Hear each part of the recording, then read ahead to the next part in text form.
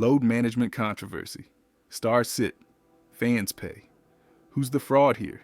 You buy tickets, book travel, show up, and the star you came to see, sitting in street clothes.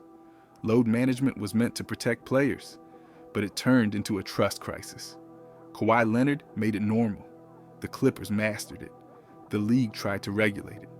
Fans called it theft. TV partners complained. Coaches said it saved careers. But games lost meaning. Stats became hollow. The 82-game season turned into optional attendance. Silver's office issued new policies, but stars still rested. In a league built on stars, load management asked a harsh question. Does your ticket mean anything? NBA's official stance on Hong Kong. Tweets deleted. Billions at stake. When Rockets GM Daryl Morey tweeted, "Stand with Hong Kong," China pulled broadcasts. Sponsorships vanished overnight. The NBA went silent. Adam Silver later defended free speech, but players like LeBron criticized Morey's timing. Social media erupted. U.S. lawmakers slammed the league for selling out. China eventually resumed games, but only after months of financial damage. The NBA lost hundreds of millions. The message was clear: speak carefully or pay dearly. Behind closed doors, business came first. Human rights came second. In a global league, controversy doesn't end with apology. It ends with silence. Profitable, calculated silence. The frozen envelope. Draft, rigged lottery, or urban myth. 1985. The NBA's first draft lottery. The prize, Patrick Ewing. The winner, the Knicks. But replay the footage. One envelope hits the drum wall, possibly bent. Conspiracy theorists say it was frozen or creased to help the league pick it. David Stern denied it. Broadcasters avoided it. But fans whispered the league saved New York. It became NBA mythology. The league's credibility never fully escaped the shadow. Even today, every lottery sparks suspicion. Was it random or rigged to revive a market? The answer? Locked in a drum, spinning forever. The NBA bubble's COVID stats, 0 cases or 0 honesty. In 2020, the NBA built a $190 million experiment, the Disney bubble. Daily testing, no fans, strict lockdown. For 3 months, the league claimed 0 positive COVID cases. 0. Media praised the NBA as the gold standard. But some questioned the data. Players sneaking in visitors, unreported test irregularities. Even Lou Williams left for a funeral, then hit a strip club. The league buried details. Transparency faded.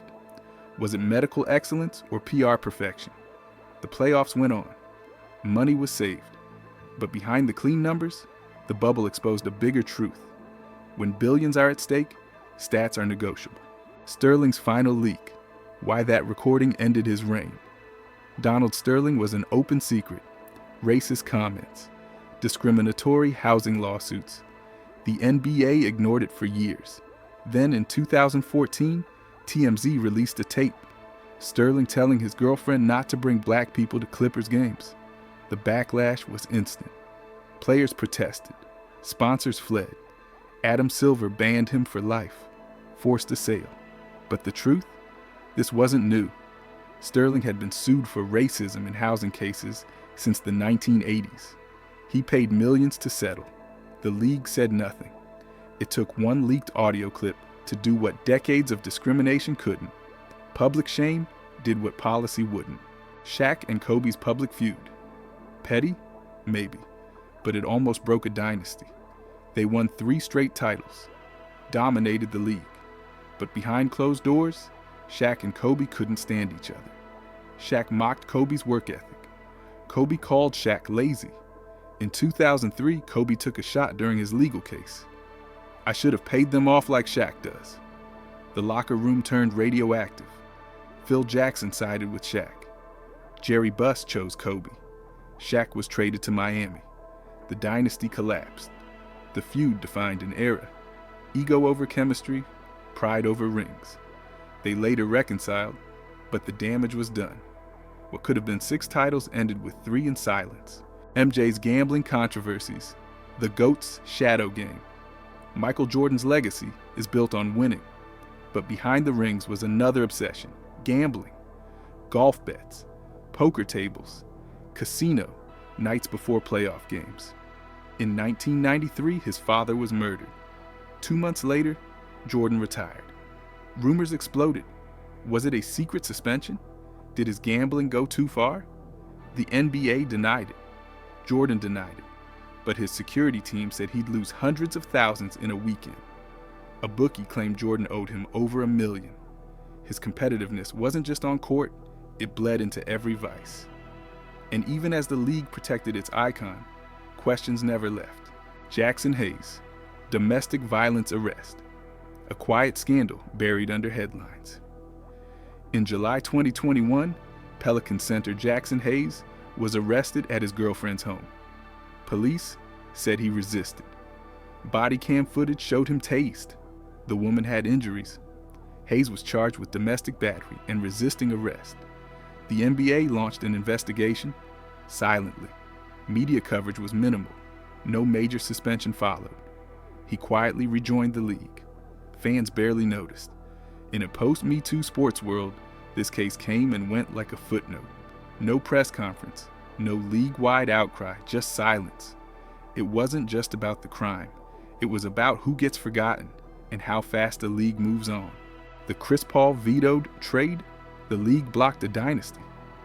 In 2011, the Lakers had a deal.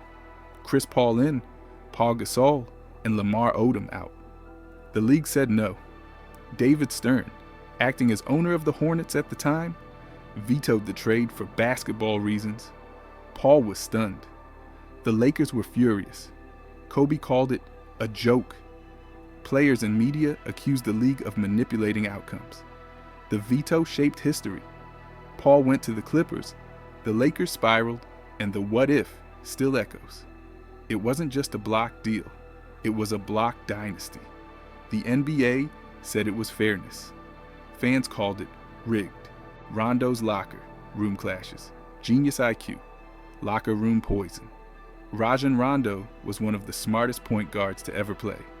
He memorized playbooks, predicted sets, outcoached coaches. But teammates, not always fans. In Boston, he clashed with Doc Rivers.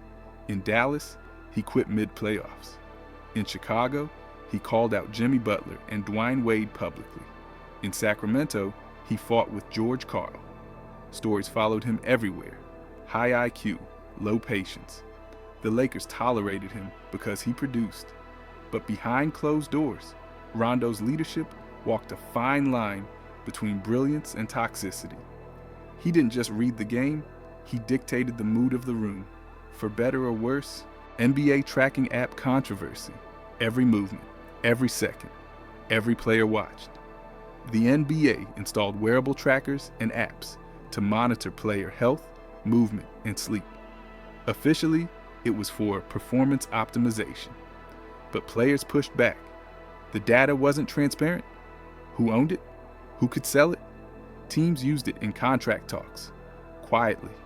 Sleep data, GPS movement, recovery habits. It became surveillance, masked as science. Some players disabled the app. Others feared it would be used against them. The NBA never clarified limits. In a league obsessed with efficiency, the line between protection and privacy blurred.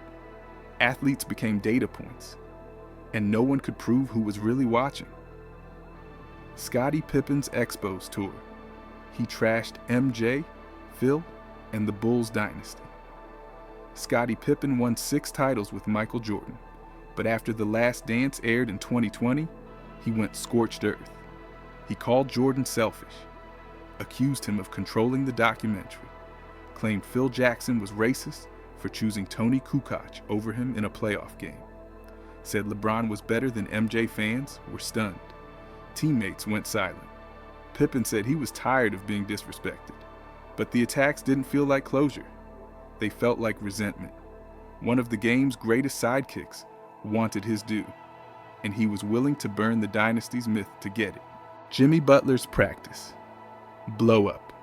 Third stringers, first stringers, all torched by Jimmy. October 2018. Jimmy Butler walked into Timberwolves practice after weeks of trade demands. Then he picked the third stringers and destroyed the starters on purpose. Trash talk Towns, humiliated Wiggins, yelled at GM Scott Layden mid-practice, "You fucking need me," then walked out. The media found out within hours. ESPN went live. The team imploded.